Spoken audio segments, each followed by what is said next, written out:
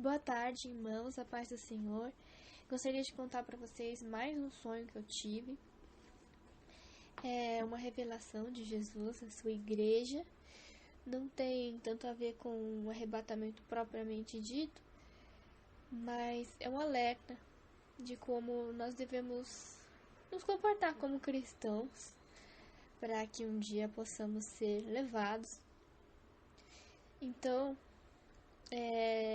Jesus me mostrou a revelação e no final do sonho eu vou contar qual é a revelação.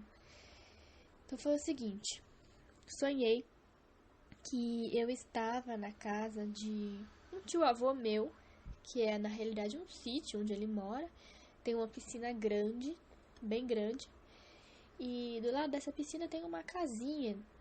Essas casinhas de piscina que a gente usa para trocar de roupa e tem coisas de piscina. E no gramado, em frente à casinha, em frente à piscina, tinham várias pessoas da igreja, irmãos, parentes, irmãos, todas as pessoas de igreja que eu conheço, estavam ali conversando e tal. E eu entrei na casinha de piscina e ali dentro da casinha de piscina não era mais uma casinha de piscina, ali dentro tinham muitos objetos, muitos mesmo, como essas lojas de charutaria que você encontra canivete suíço,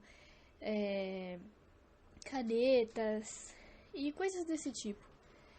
E não sei como eu sabia, mas de alguma forma eu sabia que Jesus vinha nos visitar. E as pessoas entravam naquela casinha para escolher objetos bonitos para dar de presente para Jesus, porque ele estava chegando. E eu entrei também e comecei a vasculhar, procurando alguma coisa que eu pudesse presentear Jesus. Mas eu não estava encontrando nada que me agradasse, porque não parecia que nada estivesse à altura de Jesus. Para que Jesus ia precisar de um porta-canetas, por exemplo, de um abajur bonito? Não parecia fazer sentido, eram coisas da terra, não eram muito coerentes. Mas, como só tinha aquilo, eu comecei a procurar. E enquanto eu estava ali procurando, Jesus apareceu na porta repentinamente.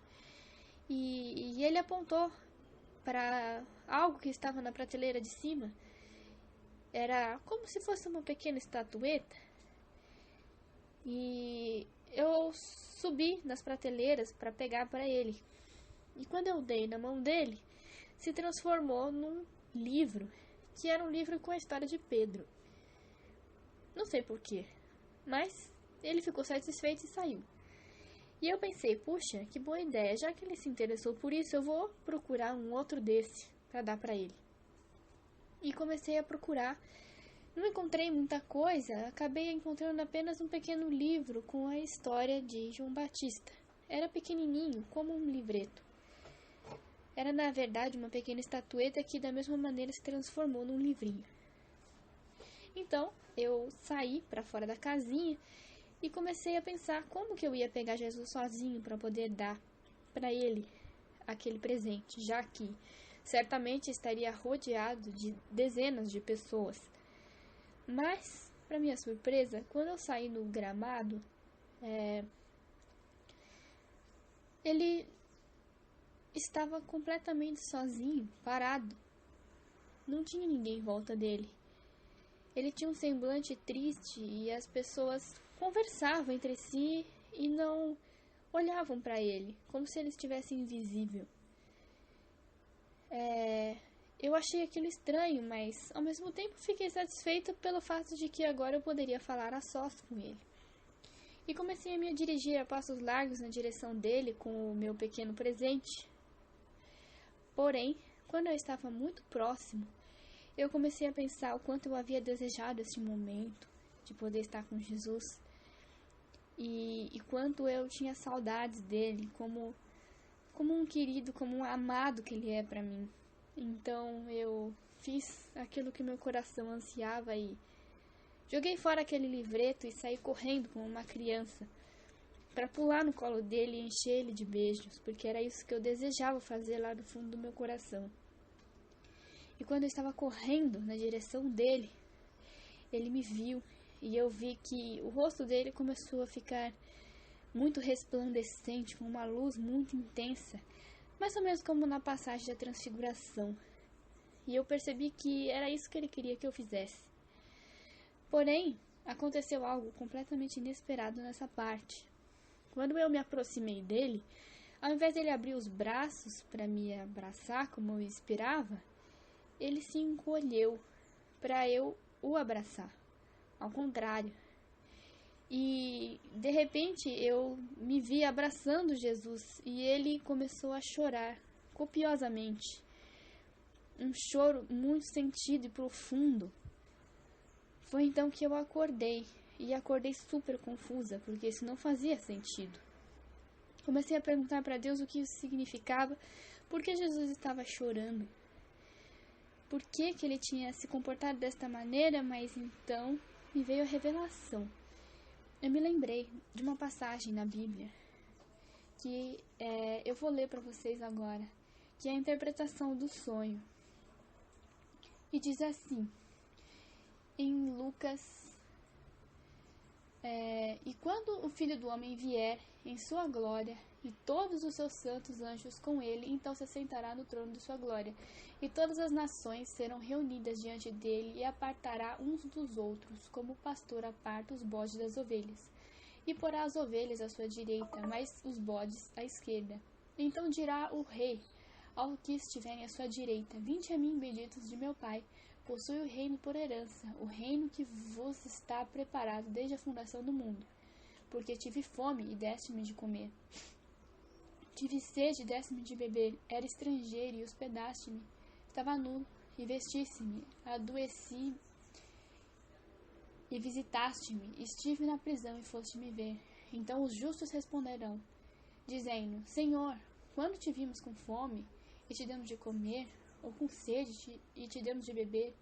E quando te vimos estrangeiro e te hospedamos, ou nu e te vestimos? Quando te vimos enfermo ou na prisão e fomos ver-te? E respondendo o rei, lhes dirá: Em verdade vos digo que quando fizeste a um destes pequeninos irmãos, a mim me fizeste. E aí ele continua falando com os que estavam à sua esquerda: Apartai-vos de mim, malditos, para o fogo eterno, preparado para o diabo e seus anjos. Porque tive fome e não me destes de comer, e assim por diante. Então eu entendi. Jesus, parado ali no meio do gramado, simbolizava os pequeninos, as pessoas necessitadas, que precisam ser acolhidas, mas elas são invisíveis. Muitas vezes estamos preocupados com nossos próprios problemas e não vemos essas pessoas como se elas fossem transparentes. Para Jesus, é como se nós os estivéssemos ignorando a pessoa dele, porque é ele mesmo ali parado. Então, muitas vezes a gente deixa de visitar Jesus, deixa de cuidar de Jesus, deixa de alimentá-lo e deixa de fazer as coisas que ele tem necessidade, porque para ele é como se fosse para ele mesmo.